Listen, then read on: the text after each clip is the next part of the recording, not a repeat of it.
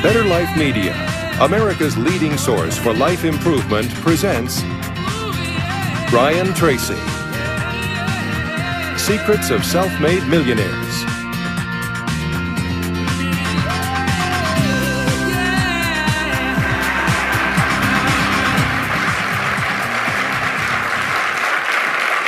Thank you. Thank you. Thank you for being here. I have some good news for you. More people are going to make more money in the next few years than have been made in all of human history. In the year 1900, there were 5,000 millionaires in America. In the year 2000, there were 5 million millionaires. That's an increase of 1,000 times. Now, there was a leveling off in 2001, 2002.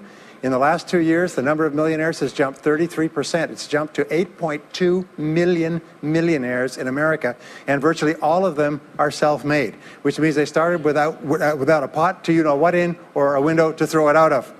And they've made it in one generation. When we look at the wealthiest people in America today, Warren Buffett, Michael Dell, of course, Bill Gates, Paul Allen, and the Walton family, all first-generation multi-billionaires.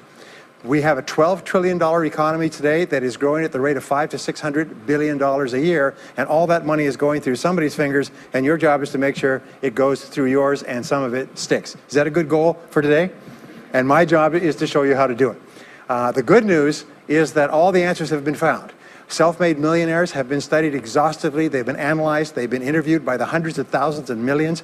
And what we know is exactly who they are and what they do and how they think and how they tick and the decisions they make and the things that they do and they don't do. And the wonderful thing is this: if you do what other successful people do, you eventually get the same result that they do. Now, some people say, well, I started off without any money and I don't have any money now. Well, join the crowd. Nobody's got any money. Most people are broke up into their 40s and 50s. So if you're broke today, you're just one of the gang. The only question is, do you stay there? And the answer is no. Now, when I started off in this many years ago, I came from very poor beginnings. I did not graduate from high school. I finished in the half of the class that makes the top half possible. When I left school, I dropped out of high school. I could only get laboring jobs. I was told, by the way, if you don't get a good education, you won't do well in life. Don't get good grades, you won't get a good job. Don't go to college, you won't do well, and so on. And I believed that for a long time until I found there's hundreds of thousands, millions of people who dropped out of high school who went on to become millionaires and billionaires as well. The reason I say that to you, by the way, is don't let it hold you back. Don't let any experience that you've ever had in your life act as a brake on your potential, because there's hundreds of thousands of people who've had it worse than you could ever dream of, who've gone on to accomplish wonderful things. So, I worked at laboring jobs for several years. I worked in construction. I worked on farms and ranches. I worked in factories putting nuts on bolts hour after hour. And one day, in a state of frustration, I began asking this question: why is it that some people are more successful than others? Now, in the Bible, there's the line that says, "Seek and ye shall find, for all who seek findeth. Ask and the door will be open." So I began asking other successful people, what are you doing differently from me? And they told me, and I did it, and I got better results. I got into sales when I could no longer get a laboring job, like many of you. And in sales, I noticed that one of the guys in my company was making 10 times as much as anybody else, and he was selling the same product out of the same office at the same price to the same people under the same conditions, and he was making 10 times as much as anybody else. So I went and asked him, what are you doing differently from me? And he told me, and I did it. Now, what I discovered, which changed my life and which brought us here today, is I discovered the law of cause and effect. The law of cause and effect, sowing and reaping, action and reaction, is the great universal or iron law of the universe. What it says is that everything happens for a reason, is that there are no causeless effects, is that even if we don't know what is causing the effect, we trace it back. It's the basis of the scientific process, of all medical research, of all marketing, of all business, is if you can define an effect that you want, you can trace it back and find somebody who at one time did not have that effect, and then find out what they did, and then do the same things, and you eventually get the same results. We say that success is not an accident. Failure is not an accident. Success leaves tracks. So if you just follow the tracks of other successful people, no matter where you're starting from, you eventually get to the same place that they get. Well, this was a shocker for me, because, and I learned later in psychology, by the way, that one of the two most important things we need to have to be happy and healthy is a sense of control, a feeling that we are in control of our lives, that things are happening for a reason, and a sense of coherence. a feeling that things fit together. Well, when I realized the law of cause and effect explained everything, I thought, wow. So in sales, I went to the top of my sales force. I read and I learned, attended courses, and especially I applied what I learned. And then when I got into sales management, I again read the books and took the courses and asked for advice. And when I got into real estate and importation and development and manufacturing and distribution and a whole series of businesses over the years, the first thing I did is I asked, how does it work? How do people succeed in this field? And then I buried myself and immersed myself. I spent hours and hours and hours studying, and then I did what the most successful people did. Interesting point. We say that nature is neutral. In other words, nature doesn't care who you are. It doesn't care if you're tall or short or male or female or black or white, educated or uneducated. Nature doesn't care. All that nature cares is that you do what successful people do. It's like making a recipe. Nature doesn't care if you follow a recipe. If you follow the recipe exactly, you get the dish. Nature doesn't care who's doing it. And that's the wonderful thing about our society. It's basically like justice. It's blind, is nature doesn't care. In fact, there are a lot of people who are not as smart and not as talented as you who are doing vastly better than you, not because they're better, but because they're just following proven success methods. There's nothing that will make you madder than to see somebody who's dumber than you, who's making more money than you, right? Have you had that experience? So what we do is we use proven success methods. We just find out what they are, and we do them over and over again. Quick point, nothing works the first time, okay? Please understand that. Nothing works the first time.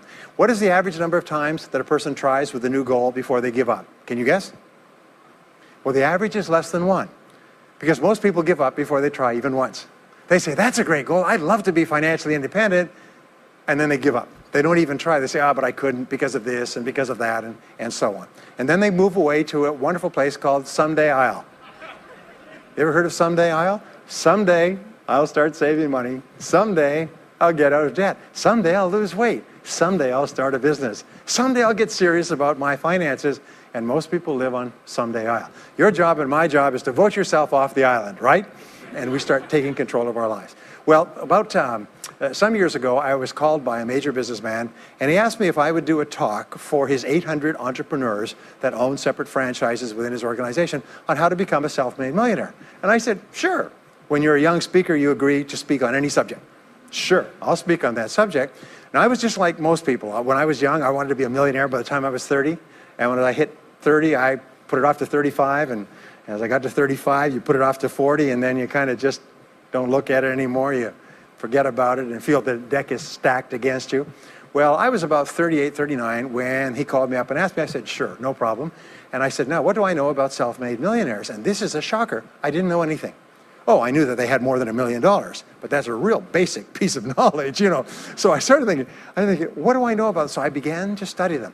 And that's when I found out that they've been studied so thoroughly, is we know everything there is to know about them. They are a source of incredible fascination. And there's 50 years of research. So I began to read the studies and find out where they came from and what they did and how they thought and where they started and the decisions they made and the kind of people they were. One of the things that I learned, by the way, is that becoming a self-made millionaire is not the important thing. What is really important is the person you have to become a self-made millionaire. You have to become a totally different human being. One of my friends says that in order to achieve something you've never achieved before, you have to become someone you've never been before. And it's a really important insight, is the qualities that you need to develop, qualities on the inside to become a self-made millionaire, are incredible qualities that make you a vastly better person. Not only better in terms of character, determination, discipline, decision-making, strength, and so on, but they make you a far better person. They round out your character in a far better way. So the real payoff of becoming wealthy is not because you can eat more, because how many more meals can you eat? How many more clothes can you wear? But it's the kind of person that you become, and then the kind of people that you associate, the kind of life that you have. And so the things that we're going to talk about now, and I know that you're some of the smartest people in our country, so I'm going to give you these ideas very quickly, like dealing cards. What I found in my research is that there's a series of qualities that self-made millionaires have. If you have these qualities, your success is virtually guaranteed. And if you don't have these qualities, the qualities are learnable. Point number one is that all business or sales skills are learnable. All financial skills are learnable. If you can drive a car, you can learn any skill. If you can drive a car, you can learn the skill. Now, number two is you're probably only one skill away from doubling your income right now. you're probably only one skill away from setting yourself on the road to becoming a self-made millionaire. That turns out to be the case for almost everyone. And if you don't know what that skill is, maybe over the course of the time we spend together, it'll jump out at you. But whatever it is, you've got to find it out and go to work on it, because it is learnable. It's a learnable skill. People say, well, I've never been very good with money. Well, get over it. The fact of the matter is, you can learn what you need to learn to achieve anything that you want to achieve. So, the success secrets of self-made millionaires. Give yourself a score of 1 to 10, and if you are weak on one of these, it can be enough to hold you back. If you're strong on all of these, then there's no limit to what you can accomplish. The first is to dream big dreams. Dream big dreams. Practice what is called back from the future thinking and project forward. Develop a vision of yourself as happy, healthy, wealthy, thin. Practice what top people practice, which is what is called idealization. You project forward several years and you imagine that your life is perfect in every way. Imagine that you have no limitations. Imagine that you have all the time and all the money and all the friends and all the contacts and all the education, all the experience, and that you could be or have or do anything you want in life. If you could, what would it be? If your life were perfect in 5 years, what would it look like? How much would you be earning? How much would you be worth? What kind of a family life would you have? What kind of health would you have? What kind of car would you be driving? What would your life be like if you could wave a magic wand and make it perfect in every way? Now, what we have found is this is the starting point of great riches, and it's the starting point of great success in life, is for you to have a dream or a vision of a wonderful future. Here's an exercise that we give people in our audiences, is take a sheet of paper and make up what is called a dream list. Now, imagine this is kind of like a kid's Christmas list, and that it just allows you to just run wild and just write down everything that you could think of that you could possibly want. I had a friend who I taught this to, and he got so excited about it, he bought a spiral notebook, and he began writing. And he'd go through the newspaper, and every single thing he saw in the newspaper that was nice, he wrote it down as a goal. He ended up, first time through, with 330 goals. With the end of the month, he had 500 things that he wanted. The interesting thing was that his life exploded. He activated the law of attraction, and he began to attract into his life people, circumstances, ideas, resources, insights that began to move him toward the accomplishment of the goals and began to move the goals toward him. Number 2 is to do what you love to do. Whenever you find people who are really successful in life, they're people who do what they love to do. They love their work. The great rule for success in life is to find something that you love to do and then find a way to make a living doing it. Now, when you find what you love to do, it'll be something that gives you energy, it motivates you, it enthuses you. It's probably something that you were meant to do from the time you were born. And when you ask self-made millionaires, what sort of work do you do? They'll often say, I've never worked a day in my life. I just do what I like to do. I had a graduate in my course once who came up to me and said, you know, that's interesting. He said, when I was a little boy, I loved to study airplanes. He said, I got airplane books, and I had airplane models, and I had toy planes, and then I got into competitions with remote-controlled planes. He said, when I grew up and went to school, I studied aeronautical engineering. He said, today, he said, I'm 35. He said, I own 3 companies. One builds small aircraft. Another one repairs and services small aircraft. Another one is in leasing and chartering small aircraft. He said, I've never worked a day in my life. He said, I've just played with planes since the time I was a kid.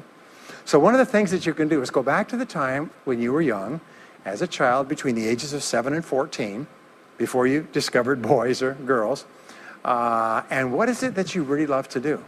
And you'll often find that within that is something you're supposed to do as an adult. Number 3 is commit to excellence.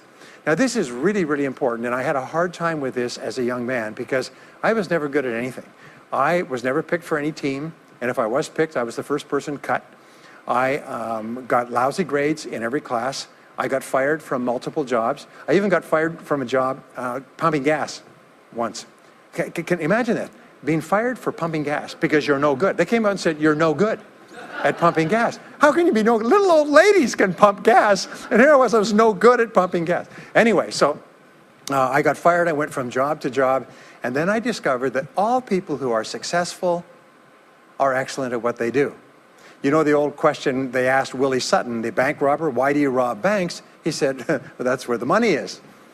Well, being in the top 10% is where the money is. So what you have to do is you have to pay any price and make any sacrifice to get into the top 10% in your field. Now here's the good news. If you're doing what you love to do, you will want to be in the top 10% in your field. If you don't want to be excellent at what you're doing, it means you're in the wrong field. It just means that you're marking time, you're treading water. And there's a lot of people who are in their field and they do their job and they go home at night and don't think about their work and so on. And this kind of an attitude means that you have no future. You have a very shaky present. That crackling sound you hear is the ice breaking under your feet, okay? And you have no future, because if you're not doing what you love to do and throwing your whole heart into it, you're just marking time. But everybody is designed so that there is something that you love to do that you can do well. And the fact that you love it means that you probably have the ability to excel at it. So make this decision to get into the top 10%. And let me tell you what changed my life. Here I was struggling in my late 20s, and I learned this. It was a breakthrough thought. Is that everybody's in the top 10% started in the bottom 10%. Everybody who's doing well was once doing poorly. Everybody who is at the top of your field today was once not even in your field at all and didn't even know it existed. What that means is that if you're willing to pay the price and work hard and make the sacrifices, you can get into the top 10%. Now, how long does it take? It doesn't take a week or a month. Most people are really impatient. And to achieve mastery in your field takes 5 to 7 years.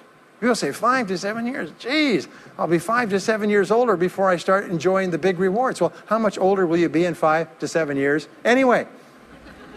Now, here's an important point. Are you ready? The time is going to pass anyway. The time is going to pass. 5 to 7 years from now, 5 to 7 years will have passed. The only question is, are you going to be at the top of your field, or are you still going to be down there with the mediocre 80%? And the wonderful thing is this: is nobody's better than you, and nobody's smarter than you. If anybody else is at the top of their field, it means that you can be at the top of your field. Just go to them and find out how they got there, because they started at the bottom. Now, it may take longer for some people and less for others, but everybody who puts one foot in front of the other and keeps moving eventually gets there. And that's where all the rewards are. And not only that, that's where all the joy in life is. When you're really good at what you do, you feel wonderful about yourself. You're respected and esteemed by everybody around you. You can write your own ticket. You can open any door when you're good at what you do, because you get up in the morning and you know you're good. And that is more important than the rewards that go with it. The next key is to develop your unique talents and abilities. Every single person is designed from infancy with special talents and abilities that, if you develop them to their height, can enable you to accomplish anything you want in life. Everyone is genetically structured to be able to do something superbly, to do something they enjoy, to do it well, and to get great satisfaction from it. Peter Drucker often asks the question, what are you good at? What are you good at today? What should you be good at? What could you be good at? What will you be good at? And so one of the questions that we ask is, looking back in your life, what has been most responsible for your success up to now?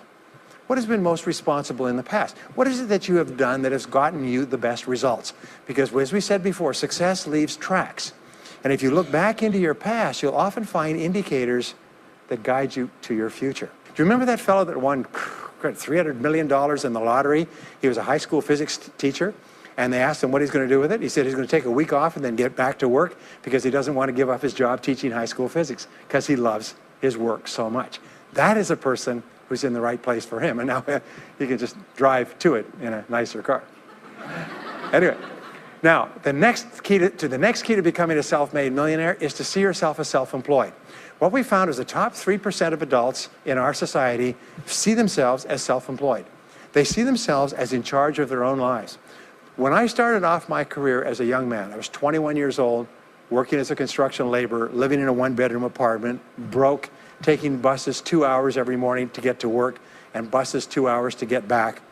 I still remember that, and I still remember a light going off one evening. I was sitting there in my little apartment, in my little kitchen alcove, and I suddenly realized that I was responsible, that I was in charge of my own life, that no one was coming to the rescue.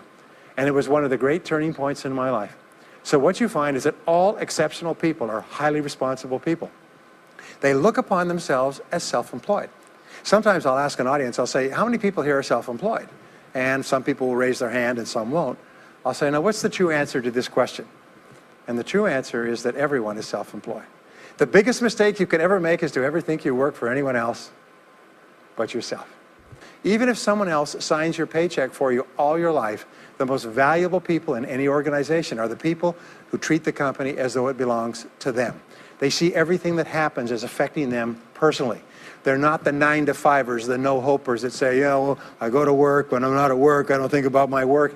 These people, somebody has told them that's a clever way to think. It's the way losers think.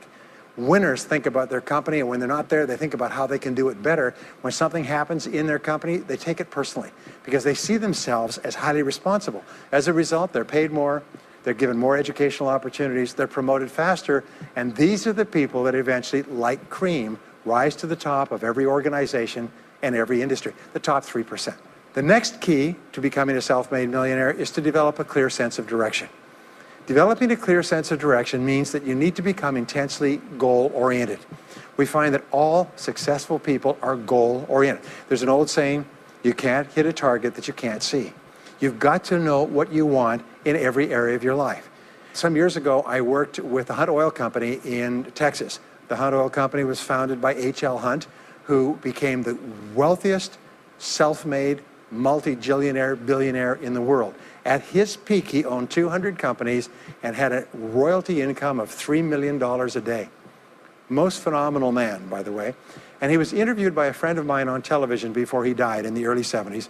And he was asked, what are the secrets to success? He said, the keys to success have only been two through all my life, and I will tell you what they are. He said, number one, he said, decide exactly what it is you want and write it down and make a plan to achieve it. And number two is determine the price you're going to have to pay to get it and then resolve to pay that price. Now, where the law of sowing and reaping cause and effect, I learned an additional point to that.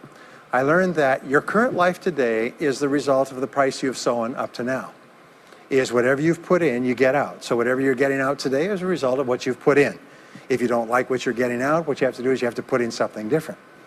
What I found is this, is that life is always just in the long run. So therefore, life says this, is there's a price you have to pay, and there's two qualities. First of all, you have to pay the price in full for your success of study, preparation, hard work, and so on. And second of all, you have to pay the price in advance. You don't get it afterwards. The way the world works is first you put in what you need to put in, and then you get out the rewards. So you have to ask yourself, what is the price that you have to pay to achieve the success that you desire? And you have to write it down and make a plan and work on it every day. Now let me give you a quick exercise, which is my only take-home or homework exercise for our time together. I want you to take a piece of paper like this and write down 10 goals that you'd like to accomplish in the next 12 months. Write the word goals and today's date at the top of the page. Write down 10 goals you'd like to accomplish, and then ask yourself this great question. If you could only accomplish one goal on this list, but you could accomplish it within 24 hours, which one goal would have the greatest positive impact on your life? Now this is a great question because it'll usually jump out at you. You say, that's the one. If I had this, that would have more of an impact on my life than anything else. Sometimes it's a financial goal, sometimes it's a health goal, sometimes it's a relationship goal. But whatever it is, put a circle around that goal and then turn the page over and write it at the top of the page. Set a deadline on the goal, make a list of everything that you could think of to do to achieve the goal, and then begin working on your list. And here's the kicker, do something every day. Do something every day that moves you one step forward towards your major goal. My promise to you that this exercise, selecting your most important goal, making a plan, and working on it every day, will change your life in ways that you cannot imagine. They say that people begin to become great when they determine their major definite purpose, their number one goal, and work on it every day. It is the secret to becoming a self-made millionaire. It's the secret to great success in life. My promise to you is a week, a month, a year from now, you'll look back and you'll be absolutely staggered at the difference it makes. I was giving a seminar not long ago, and a gentleman came up to me. He said, you know that goal-setting exercise? It changed my life 10 years ago. He said, I was broke, I was divorced. He says, I was an alcoholic, and somebody dragged me to one of your seminars. He said, and I did that exercise and I picked my major goal. He said, it changed my life. I said, in what way? He said, today, he said, I'm worth $40 million. I said, wow. He said, yes, and I owe it to that lesson. Next is refuse to consider the possibility of failure. It's the most amazing darn thing is that the fear of failure is the greatest single obstacle to success in adult life. And it's not failure itself, because each one of you is a professional failure. Each one of you has failed over and over and over again. Isn't that true? All of us fail. All human beings fail over and over. 9 out of 10 things that we try don't work out the way we expected. We have failures in relationships and in jobs and in careers and investments and everything. It's not the failure that holds you back. The failure makes you smarter. We say that it is the fear of failure, not failure, that holds you back. And the way that you overcome failure is you never consider the possibility of failure. The rule is this, is there's no such thing as failure, there's only feedback. Is when you try something that doesn't work, you get feedback, not failure. And recognize that most things you try aren't going to work the first few times. So what you do is you say, oh, that's an interesting bit of feedback. And you pick yourself up and you move forward and you have more feedback and you move forward. To become a self-made millionaire, you're going to fail over and over again, year after year after year.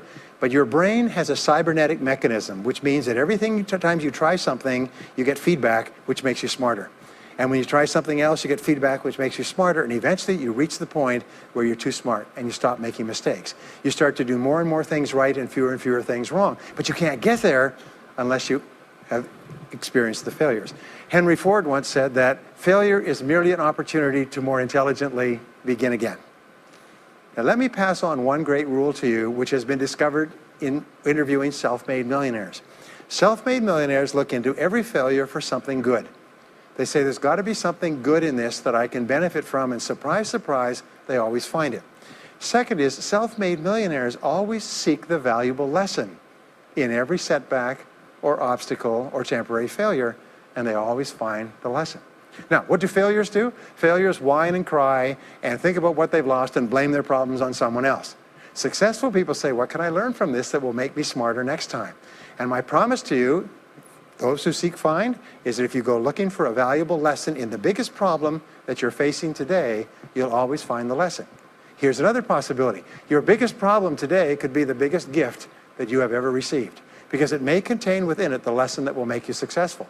If you stop thinking about what happened and who's to blame, and you start looking for the gift within your problem, sometimes it can transform your life.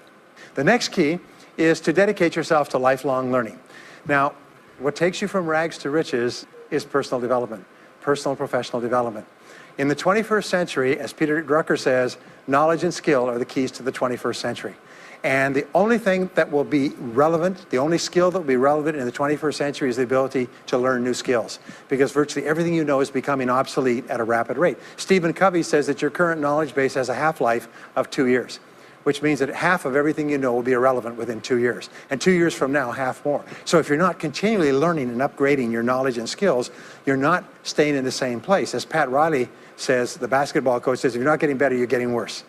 If you're not constantly learning, you're actually falling behind. So here are the 3 keys to continuous learning.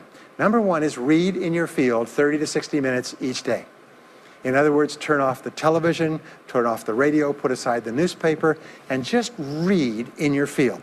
The very best places to read, by the way, are books. Read books, the best-selling books written by the most successful people in your field, because books contain a wealth of riches that can enable you to function at a far higher level, to get much better results than you could before. So read 30 to 60 minutes a day.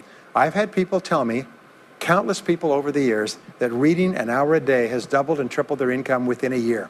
The second thing you do is take every course that you possibly can. The courses and seminars that are available to you in your field that are given by professionals are courses that have been developed over years and years and years. They have been tested and tested and tested. The person who is talking to you for several hours has spent thousands of hours learning their subject. They have dry tested this or done test runs with thousands of other people. When you take a course, you can learn enough information in 1 or 2 days, more than you could learn in 2 or 3 years or maybe even a lifetime, all distilled and put together. People say, I can't afford a course. You cannot afford not to buy books. You can't afford not to go to courses. Some years ago, I had a dentist, and he was a very successful dentist. I was recommended to me by a friend. And this dentist retired at the age of 53. And just before he retired, he sold his practice for about $2 million. Just before he retired, he told me why. He said about 8 years before, he had attended a dental congress in Hong Kong. This is from California. He'd flown all the way to Hong Kong to attend this international dental congress because there were specialists giving private lectures, sort of plenary sessions on the side. And he attended this session, and it was on particular technique of cosmetic surgery that this dentist had developed that no one else knew, where you could basically straighten out a person's entire front jaw so they look beautiful at a very low cost, at a very high level of effectiveness. He came back and he began implementing this in his practice. People began flying from 500 to 1,000 miles away. Every dentist sent their families, members, and themselves to this dentist. He was able to charge whatever he wanted to charge. He said 8 years later, he retired as a self-made millionaire at the age of 53 to enjoy his money for the rest of his life from what he learned from one session at one convention at one course.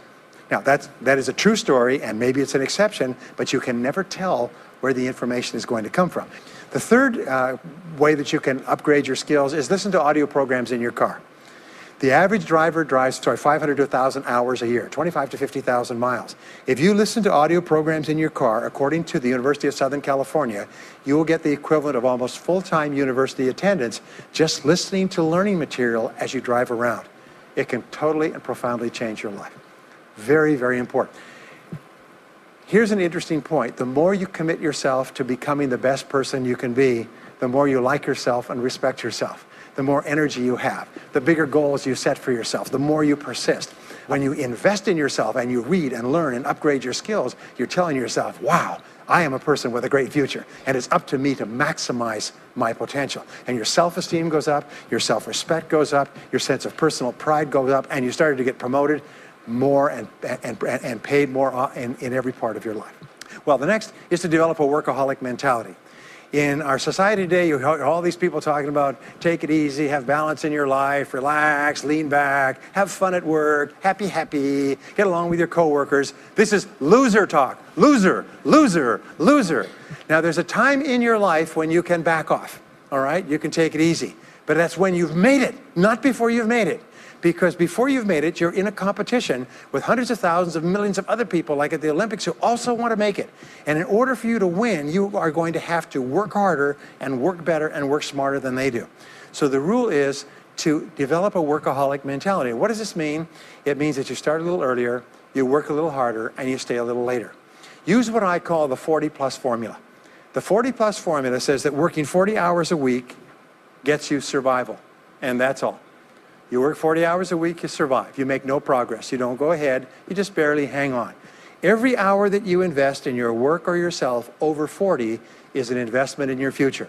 So you can tell what your future is going to be with unerring accuracy by looking at how many hours over 40 you put in. Now, how many hours does the average self-made millionaire in America work until he passes the $1 million mark? 59. Some of them work 70, 80, 90. The average is 59 hours. How much does the average top executive work? 59 hours. So that's rule number one, is the hours you put in over 40. If people say, well, my office is locked and I can't get in more than 40 hours a week, then good. Then spend the rest of the time investing in yourself, getting better at your work when you do it. Now, here's my second principle, and this principle changes your life. It is this, is work all the time you work. When you work, work, don't play. Fully 50% of working time today is wasted. And it's wasted in idle conversation, personal business, family phone calls, surfing the internet, reading the newspaper, drinking coffee, long lunchtimes, coming in late and leaving early. And then the other 50%, you're scrambling because now you're behind because you've wasted so much time fooling around. Now you start to work and you don't work on high priority tasks. You try to get rid of all the little stuff. So what happens is the big tasks begin to build up like an avalanche overhang, and they cause enormous stress. And you go home at night and you're thinking about this job, I've got to get this project finished, but I can't discipline myself to stop talking to my coworkers. Every time one of them comes in, like automatic, like a conditioned response, it's blah, blah time. Chatter, chatter, chatter, chatter, chatter, chatter, chatter, chatter. No, what you have to do is work all the time you work. If someone comes in and says, hey, you've got a minute to talk, you say, yes, but not now. Why don't we talk after work? Meanwhile, I've got to get back to work. I'll tell you what, why don't you go down the hall and ruin his career? But don't stand here and ruin mine. It's really important. There's a great story of a little girl goes to her mother and says, Mommy, why is it Daddy always brings his briefcase home and he works in the evenings and he works on the weekends and he doesn't spend any time with the family? And she says, well, honey, you have to understand, Daddy can't get all his work done at work, so he has to bring it home. She said, why don't they put him in a slower class? Next key is to get around the right people. This is a key for becoming a self-made millionaire, is get around the right people. Dr. David McClellan at Harvard did studies for 25 years looking into why it is that some people succeeded greatly in life. What he found was as much as 99% of your success in life is going to be determined by what he called your reference group. Your reference group are the people with whom you habitually associate. They're the people that you associate with at work, the people you associate with home, your church, your political party, your social circle. What he found in working with people is that changing a person's reference group totally transformed the way they think. Why? It's because we are like chameleons, and we absorb through the skin the attitudes, the opinions, the behaviors, the style of dress, the style of speech of the people with whom we associate most of the time. If you start to associate with winners most of the time, you find that they have a totally different worldview. They're positive, they're upbeat, they're focused, they're learning, they're growing, they're positive at what they're doing, and you start to become like that. We know that our relationships determine 85% of our happiness or unhappiness in life. In other words, if you have bad relationships, personal relationships, they will drag you down worse than a sea anchor. If you work for a bad boss, it'll destroy all your joy in work. If you have one negative coworker, they found that one negative person in an office can cast a blackness over the whole office because of his or her negativity. And so the most important thing you do is you choose your relationships with care and only associate with people that you like and respect and enjoy being around. Next is be prepared to climb from peak to peak. One of the keys to becoming a self-made millionaire is to realize that life is never one continuous train. It's always up and down.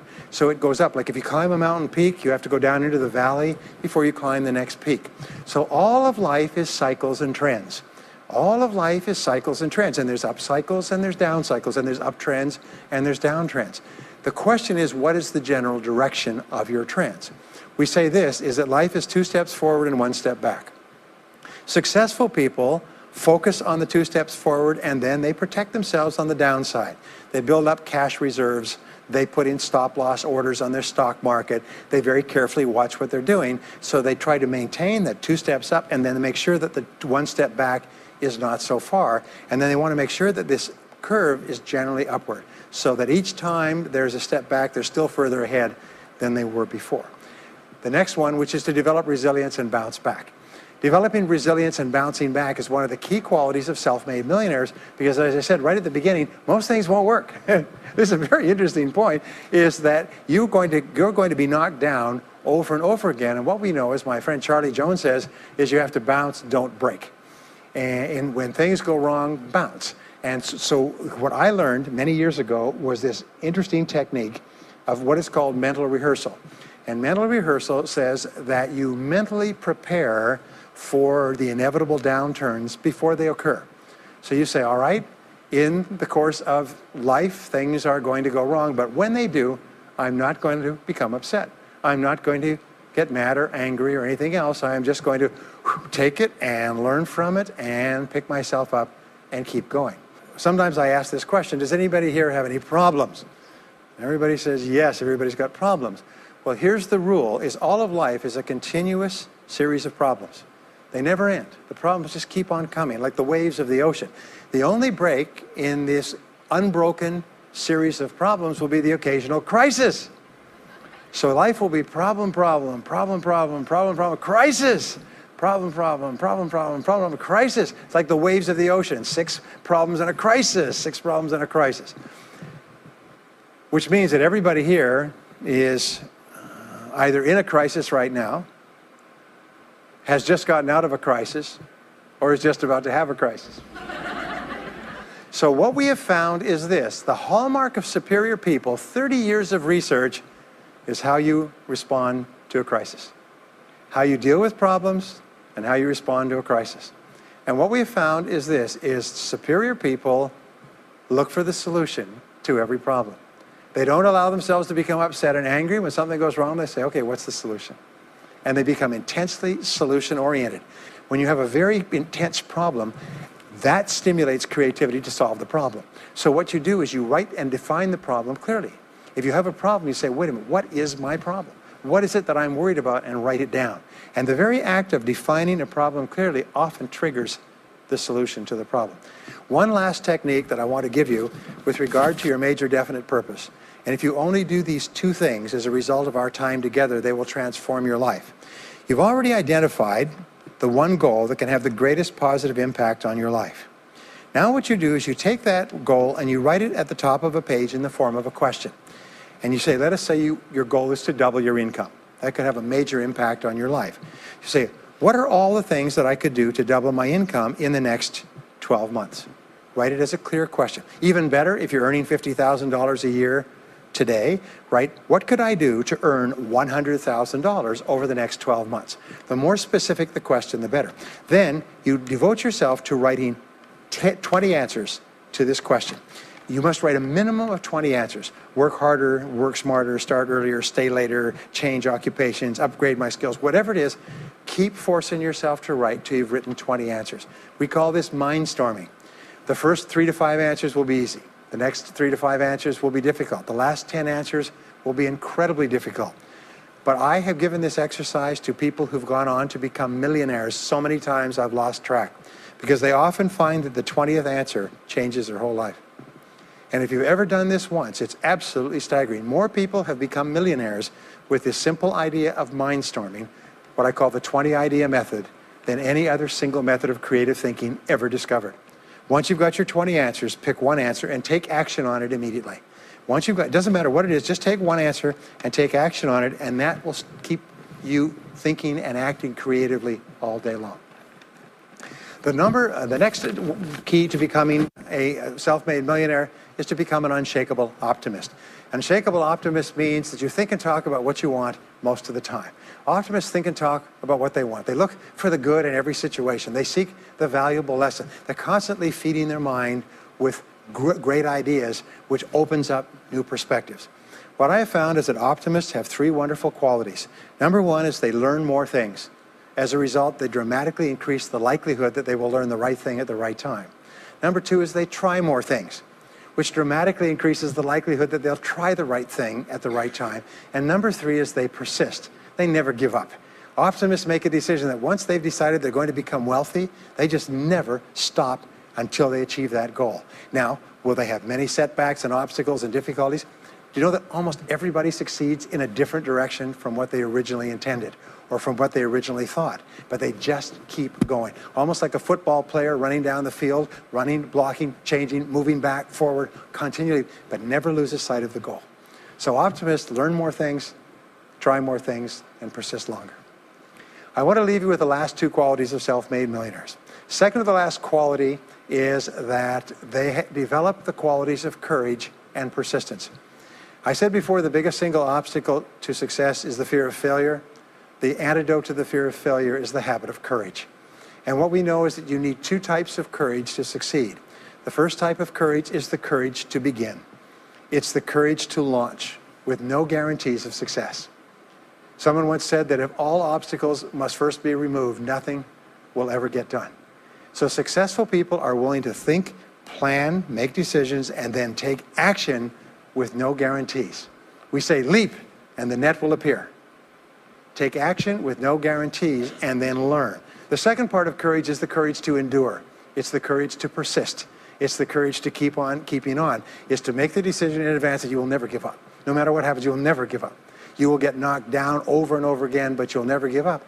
And the interesting thing is if you make that decision in advance, you'll find yourself continually bouncing back.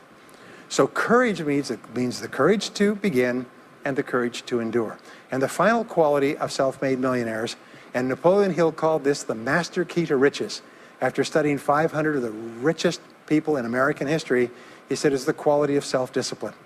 It's the ability to make yourself do what you should do, when you should do it, whether you feel like it or not. The quality of self-discipline is the quality that will make you a big success. It's the ability to force yourself to do what you know you should do. And here is the wonderful discovery. Persistence is self-discipline in action.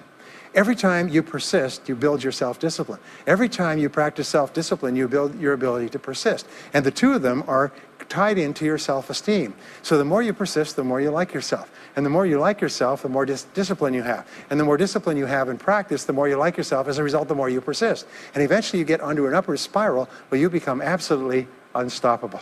You reach the point where you know you can achieve the goal and nothing in the world can stop you. And every step that you take forward makes you stronger and stronger and stronger until finally people say, I know one thing about him, I know one thing about her. You cannot stop him or her. Once they decided they want something, they will not stop until they get it. And when you develop that quality, there will be nothing that is impossible to you. So let me just leave you with these last points. We're living at the very best time in all of human history. More people are going to make more money in the next few years than have ever been made in all of human history. More people are going to become millionaires and are becoming millionaires today at a faster rate than we've ever thought possible. And no one is better than you, and no one is smarter than you. And if you do what other self-made millionaires do, then nothing in the world can stop you from eventually getting the same results as other self-made millionaires. And I hope you do. Thank you very much.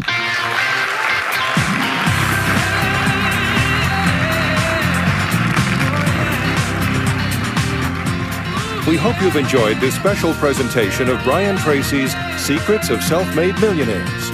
If you would like to own a copy of this program or any of Better Life Media's programs, please visit our website at betterlifemedia.com, where you'll find all types of valuable life improvement information.